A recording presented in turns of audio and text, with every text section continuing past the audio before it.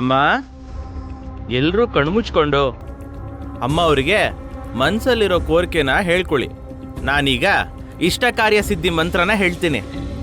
ಎಲ್ಲರೂ ಕಣ್ಮುಚ್ಚಿ ಕೈ ಮುಗಿರಿ. ಓಂ ಕಾತ್ಯಾಯನಾಯ ವಿದ್ಮಹೇ ಕನ್ಯಾಕುಮಾರಿ ಧೀಮಹಿ ತನ್ನೋ ದುರ್ಗಿ ಪ್ರಚೋದಯಾತ್.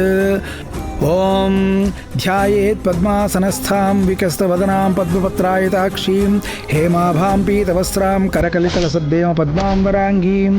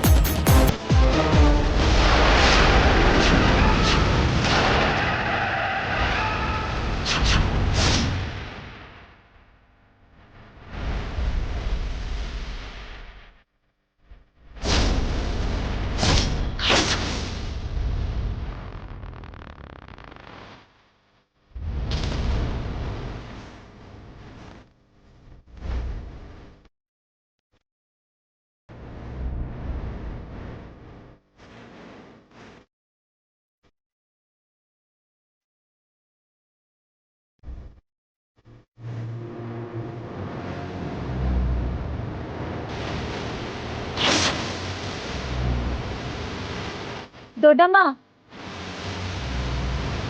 ಅಲ್ಲಿ ವಜ್ರ ಖಡ್ಗ ಇಲ್ಲ.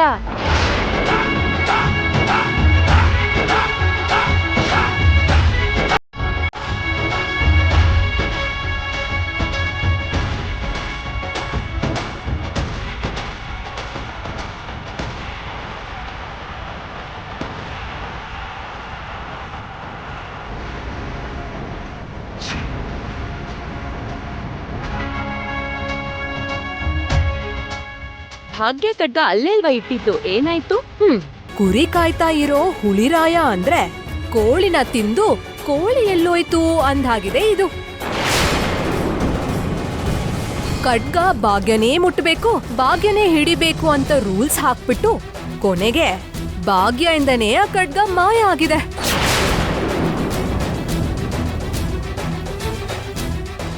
ಒಳ್ಳೇದೇ ಆಯ್ತು. ಈಗ ವಜ್ರದ ಖಡ್ಗ ಕಾಣ್ತಿಲ್ಲ ಅಂತ ಭಾಗ್ಯನ ಜೀವನ ಪೂರ್ತಿ ಎಲ್ಲರೂ ಚುಚ್ತಾ ಇರ್ತಾರೆ. ನನ್ನಿಂದ ಆಗ್ದಿರೋ ಕೆಲ್ಸ ಇನ್ಯಾರಿಂದಾನೂ ಆಗ್ತದೆ. ಥ್ಯಾಂಕ್ ಗಾಡ್, ನಾನು ಅನ್ಕೊಂಡಂಗೆ ಆಯ್ತು. ಅದ್ ಹೇಗೋಯ್ತು ಅಂತ ಅರ್ಥನೇ ಆಗ್ತಿಲ್ಲ. ಅರ್ಥ ಆಗ್ದಿರೋದಲ್ಲ ಭಾಗ್ಯ, ಕೇರ್ಲೆಸ್ ಆಗಿದ್ದೆ ಅಂತ ಹೇಳು.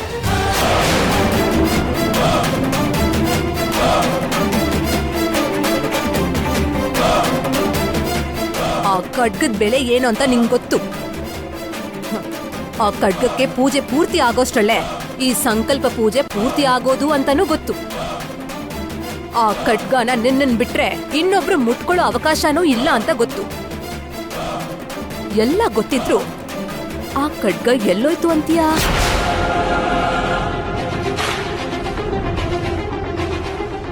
ಅಷ್ಟು ಕೇರ್ಲೆಸ್ ಆಗಿ ಹೇಗಿದ್ದೆ? ದೇವಯಾನಿ, ಪುರೋಹಿತರು ಅಲ್ಲಿಡು ಅಂತ ಹೇಳಿದಿಕ್ಕೇನೆ ಭಾಗ್ಯ ಅಲ್ಲಿಟ್ಟಿದ್ದು. ಅದರಲ್ಲಿ ಭಾಗ್ಯ ಮಾಡಿ ತಪ್ಪೇನಿದೆ? ಇದೇ ಭಾವ.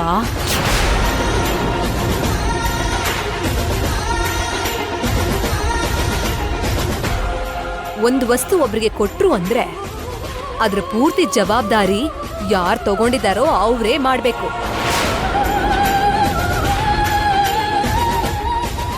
ಹಾಗೆ ಆ ಖಡ್ಗದ ಮೇಲೆ ಪೂರ್ತಿ ಜವಾಬ್ದಾರಿ ಭಾಗ್ಯಂದೆ. ಆ ವಿಷಯ ಕೂಡ ಭಾಗ್ಯನ್ ಗೊತ್ತಿಲ್ವಾ? ಈಗೇನ್ ಮಾಡ್ತೀವಕ್ಕ? ಖಡ್ಗ ಹೋಯ್ತು, ಪೂಜೆ ಕೂಡ ನಿಂತು ಹೋಯ್ತು.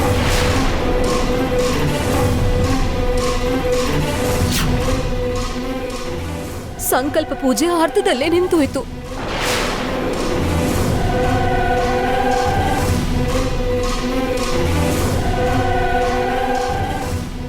ಪುರೋಹಿತರು ಹೇಳ್ದಂಗೆ ಈ ಪೂಜೆ ಅರ್ಧದಲ್ಲೇ ನಿಂತು ಹೋದ್ರೆ ಪೂರ್ತಿ ನಂದನ್ ವಂಶಕ್ಕೆ ಅನಿಷ್ಟ ಆಗುತ್ತೆ ಅಂದ್ರಲ್ಲ.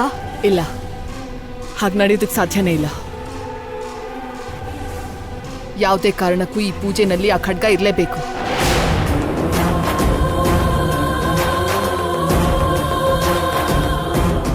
ಅದು ಹೇಗಾಗತ್ತಕ್ಕ? ಕದ್ಕೊಂಡು ಹೋದವ್ರು ನೋಡಿ ಇಲ್ಲಿಟ್ಟಿದೀವಿ ಬಂದ್ ತಗೊಂಡ್ ಹೋಗಿ ಅಂತ ಫೋನ್ ಮಾಡಿ ಹೇಳ್ತಾರಾ? ಅಂದ್ರೆ ನಾನ್ ಹೇಳಿದ್ದು ಲಾಜಿಕ್ಕೇ ಅಲ್ವಾ?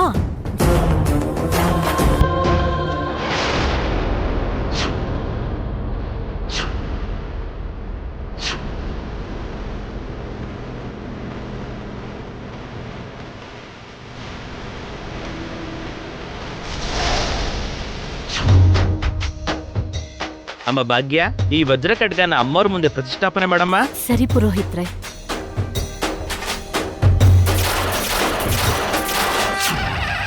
ಓಂ ತಚ್ಛಯ್ಯಾರ ವೃಣೀಮಹೇ ಗಾತುಂ ಯಜ್ಞಾಯ ಗಾತುಂ ಯಜ್ಞಪತಯೇ ದೈವೀ ಸ್ವಸ್ತಿರಸ್ತುನಃ ಸ್ವಸ್ತಿರ್ಮಾನುಷೇಭ್ಯಃ ಊರ್ಧ್ವಂ ಜಗಾತು ಭೇಷಜಂ ಶನ್ನೋ ಅಸ್ತು ದ್ವಿಪದೇ ಶಂ ಚತುಷ್ಪದೇ. ಓಂ ಶಾಂತಿ ಶಾಂತಿ ಶಾಂತಿ.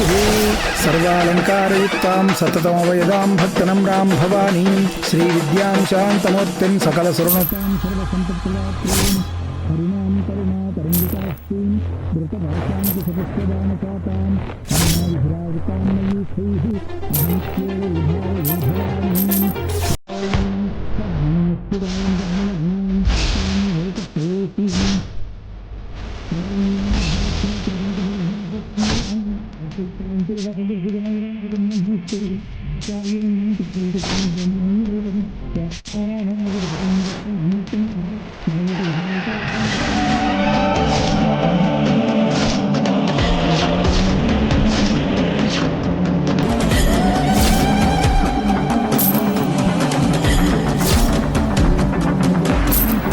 छिन्न संशयाः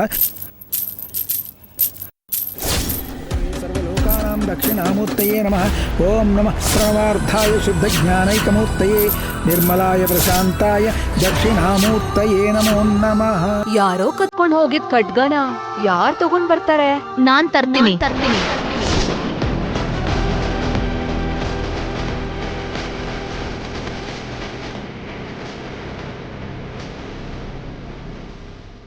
ಏನ್ ಭಾಗ್ಯ, ಕಣ್ ಮುಚ್ಕೊಂಡ್ ಕನಸ್ ಕಾಣ್ತಿದ್ಯಾ?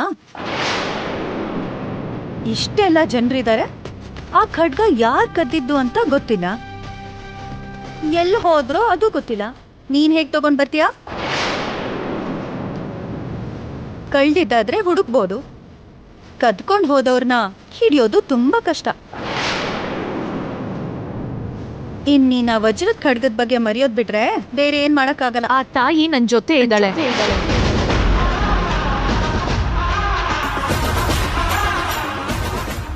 ನನ್ ಸಂಕಲ್ಪದ ಬಲ ನನ್ ಮನಸ್ಸಲ್ಲಿದೆ.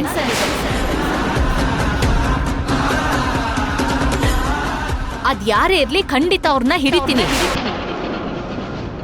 ಖಡ್ಗನ ಪೂಜೆ ಸಮಯಕ್ಕೆ ತಂದಿಡ್ತೀನಿ.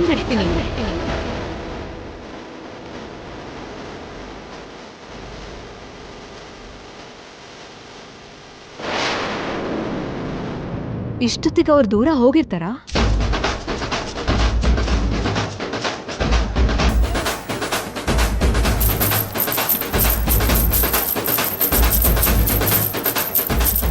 ಬೇಗ ಗೆಜೆ ತೆಗಿಯೋ. ಮತ್ತೆ ಖಡ್ಗ ತರೋದು ಅಷ್ಟು ಸುಲಭದ ಕೆಲಸ ಅಲ್ಲ ತ್ರಿವಿಕ್ರಮ. ಹೋಗಿ ಭಾಗ್ಯನ್ ಕರೀರಿ. ಹೋಗ್ಲಿ ಬಿಡಿ ಅತ್ತೆ, ತಪ್ಪು ಮಾಡ್ದವ್ರು ಅಷ್ಟಾದ್ರೂ ಶಿಕ್ಷೆ ಅನುಭವಿಸ್ಬೇಕಲ್ಲ.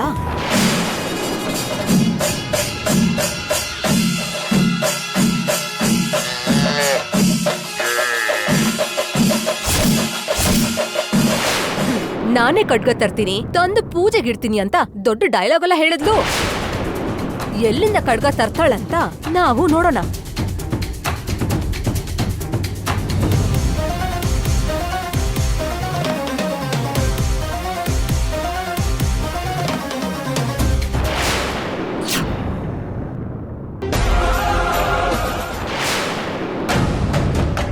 ಯಾಕೆಲ್ರೂ ಒಂಥರ ಇದ್ದೀರಾ? ಏನಾಯ್ತು? ವಜ್ರ ಖಡ್ಗನ ಯಾರೋ ಸ್ವಾಹ ಮಾಡ್ಬಿಟ್ರು. ವಾಟ್? ವಜ್ರದ ಖಡ್ಗ ಕಾಣಿಸ್ತಿಲ್ವಾ? ಅಂದ್ಹಾಗೆ ಭಾಗ್ಯಲ್ಲಿ ಆ ವಜ್ರದ ಖಡ್ಗ ತಗೊಂಡ್ ಬರ್ತೀನಿ, ಕದ್ದೋರ್ನ ಹಿಡಿತೀನಿ ಅಂತ ವೀರನಾರಿ ತರ ಹೋದ್ಲು. ಇಷ್ಟೆಲ್ಲ ನಡೀತಿರ್ಬೇಕಾದ್ರೆ ನೀವೆಲ್ಲ ಏನ್ ಮಾಡ್ತಿದ್ರಿ? ಭಾಗ್ಯ ಯಾವ ಕಡೆ ಹೋದ್ಲು? ಆ ಕಡೆ ಅಣ್ಣ. ನಾನು ಕೂಡ ಹೋಗ್ತೀನಿ. ನಿಂತ್ಕೋ ಮಿತ್ರ. ಭಾಗ್ಯಂಗೇನೋ ಬುದ್ಧಿ ಇಲ್ದೆ ಯಾವ್ದೋ ಮೀನಿಂಗ್ಲೆಸ್ ಡಿಸಿಷನ್ ತಗೊಂಡು ಓವರ್ ಬಿಲ್ಡಪ್ ಕೊಟ್ಟು ಹೊಟ್ಟೋದ್ಲು. ಆದ್ರೆ ನಿನ್ಗೇನಾಗಿದೆ? ಆ ಖಡ್ಗ ಸಿಗಲ್ಲ, ಭಾಗ್ಯ ತಗೊಂಡ್ ಬರಲ್ಲ. ಸ್ವಲ್ಪ ಹೊತ್ತು ತಿರುಗಿ ತಿರುಗಿ ಸುಸ್ತಾಗಿ ಅವಳೇ ವಾಪಸ್ ಬರ್ತಾಳೆ. How can you talk like this Manisha? ಈಗ ನಾನು ಹೋಗ್ತಿರೋದು ಭಾಗ್ಯಂಗೋಸ್ಕರ ಅಲ್ಲ, ಆ ಖಡ್ಗಕ್ಕೋಸ್ಕರ. ಆ ಖಡ್ಗ ಕಳೆದೋಯ್ತು ಅಂತ ಗೊತ್ತಾದ್ರೆ ಎಲ್ರ ಮಧ್ಯೆ ನಮ್ಮ ಕುಟುಂಬದ ಹೆಸರು ಏನಾಗುತ್ತೆ ಅಂತ ಗೊತ್ತಾ?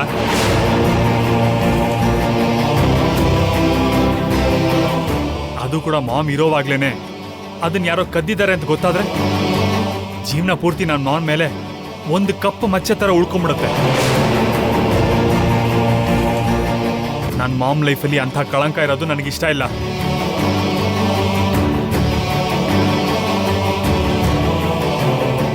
ತಲೆಮಾರುಗಳಿಂದ ಖಡ್ಗ ಇರಬೇಕಾಗಿರೋದು ನಮ್ಮ ಕುಟುಂಬದಲ್ಲೇ.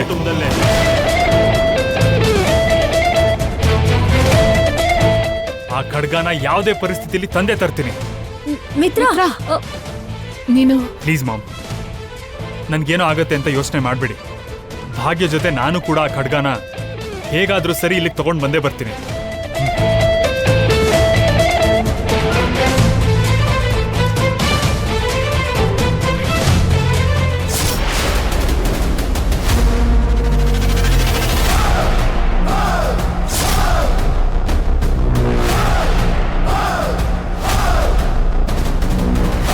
ಭಾಗ್ಯ,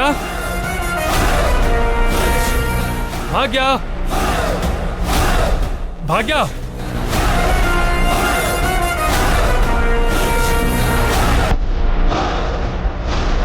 ಏ, ಇಲ್ಲಿ ದಾರಿ ಇಲ್ಲ ಕಣೋ.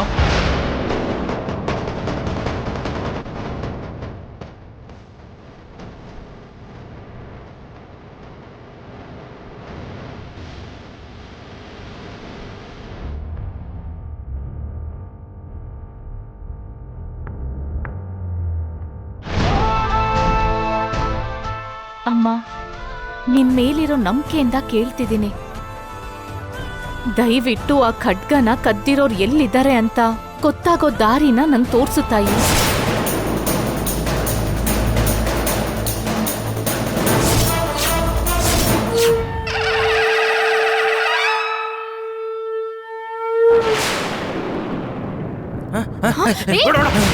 ನಿಂತ್ಕೊಳ್ಳಿ.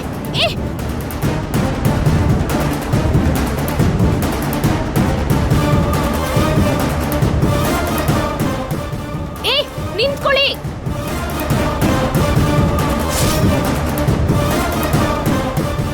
ಈ ವಜ್ರ ಖಡ್ಗ ನೀರಿಗೆ ಸಿಕ್ಕಿಂಕೊಣೋ, ಆಮೇಲೆ ಏನಾಗುತ್ತೋ ಆಗ್ಲಿ.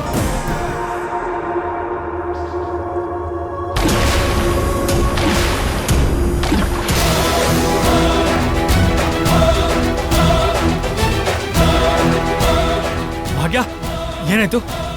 ಮಿತ್ರವ್ರೆ, ಆ ವಜ್ರ ಖಡ್ಗನ ಅವರು ನೀರಲ್ಲಿ ಎಸ್ಬಿಟ್ರು.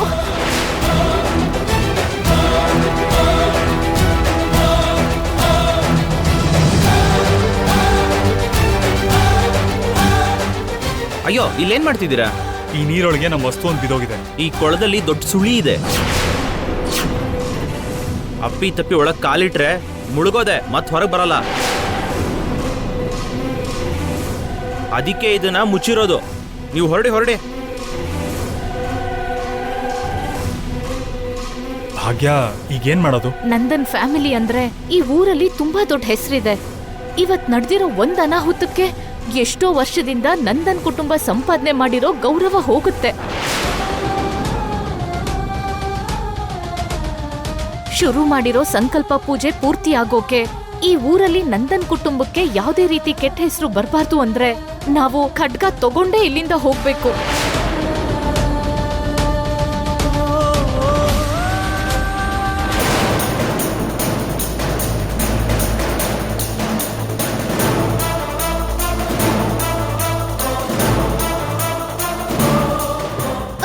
ಇದರಿಂದ ಬೇಗ ಹೊಡಿರಿ.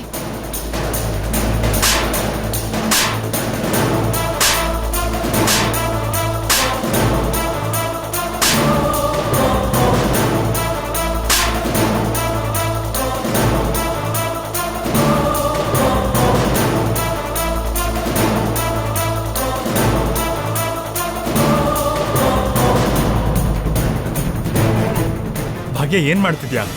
ನಾನೀಗ ಈ ನೀರಿಗೆ ಇಳಿತೀನಿ. ನನ್ಗೇನಾರು ಆದ್ರೆ ಈ ಹಗ್ಗನ ಹಿಡ್ಕೊಂಡು ನೀವು ನನ್ನ ಹೊರಗಡೆ ಎಳಿಬೋದು. ಹಾಗಾದ್ರೆ ನಾನೇ ಹೋಗ್ತೀನಿ ಭಾಗ್ಯ, ನೀನ್ ಯಾಕೆ?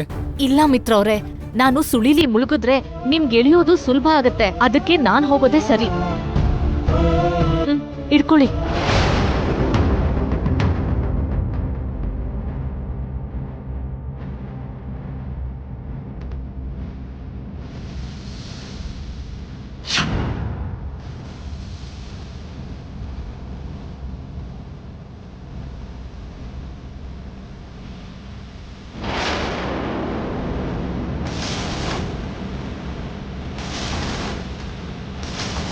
ಭಾಗ್ಯ, ಭಾಗ್ಯ,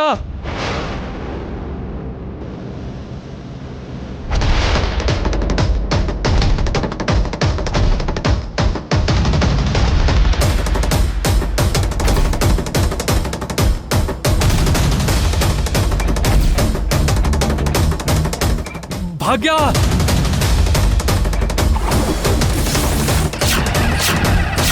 ಭಾಗ್ಯ, ಭಾಗ್ಯ,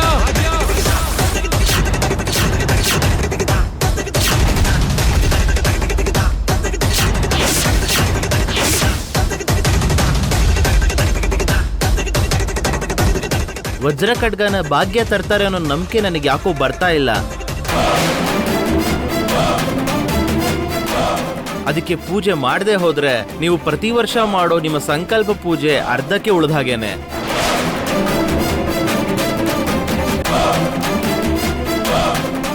ದೊಡ್ಡೋರು ಅದಕ್ಕೆ ಹೇಳೋದಕ್ಕ ಯಾವ ಕೆಲ್ಸ ಹೇಳಿದ್ರು ಅನುಭವ ಇರೋರ್ಗೆ ಹೇಳ್ಬೇಕು ಅಂತ. ಯಾವ ಜವಾಬ್ದಾರಿ ಆದ್ರೂ ಅದನ್ನ ಗೊತ್ತಿರೋ ರೀತಿಯಲ್ಲೇ ಮಾಡ್ಬೇಕು ಅಂತ. ಹೋಗಿ ಹೋಗಿ ಇಂಥ ದೊಡ್ಡ ಜವಾಬ್ದಾರಿನ ಯಾವ ಅನುಭವ ಇಲ್ದಿರೋ ಬಾಗಿನ ಕೈ ಕೊಟ್ರಿ.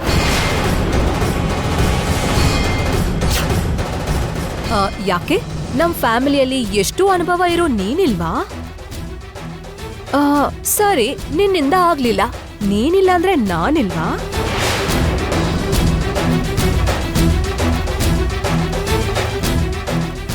ನನಗೀ ಕೆಲ್ಸ ಕೊಟ್ಟಿದ್ರೆ ನಾನ್ ಸರಿಯಾಗಿ ಮಾಡ್ತಿದ್ನೋ ಏನೋ. ಆ ಬಾಗಿನ ಕೈಯಲ್ಲಿ ಕೊಟ್ಟಿದ್ದಕ್ಕೆ ಒಂದ್ ಕಡೆ ಖಡ್ಗಾನು ಹೋಯ್ತು, ಪೂಜೆ ಫಲಾನು ಹೋಯ್ತು.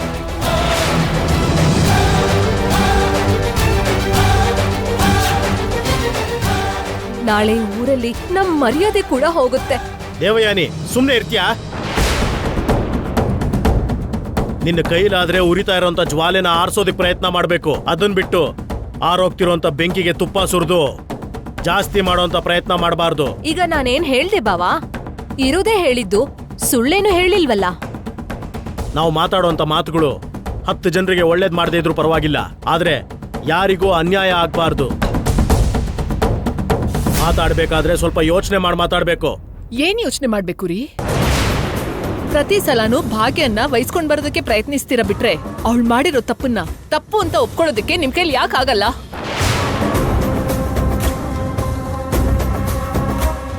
ಈ ಪೂಜೆ ಸಂಪೂರ್ಣ ಆಗ್ಲಿಲ್ಲ ಅಂದ್ರೆ ನಾಳೆ ಈ ಊರಲ್ಲಿ ನಾವ್ ತಲೆ ಎತ್ಕೊಂಡು ಓಡಾಡಕ್ಕಾಗತ್ತಾ?